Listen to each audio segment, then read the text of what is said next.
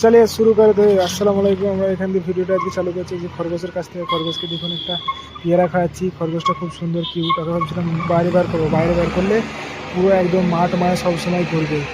এখানে দেখো পাশে হাঁস আছে, মুরগি আছে, আবার ডিমও আছে ওর পাশে দেখুন।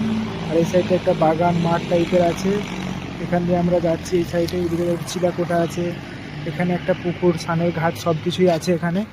আর এখানে একটা দেখুন ছোট্ট মতো চিলেকোঠা আছে, ওই ঘরের মধ্যে কাজ হচ্ছিল ম্যাডামের। আর এইখানে আমরা এই ওলকপি তুলতে এসেছি, কোনটা ভালো কোনটা খারাপ। দেখো ওলকপি খারাপ হয়ে গেছে, এটা একটু ভালো আছে আর ওইটা একটু খারাপ, কিন্তু ওলকপিটা খুব সুন্দর মিষ্টি একদম।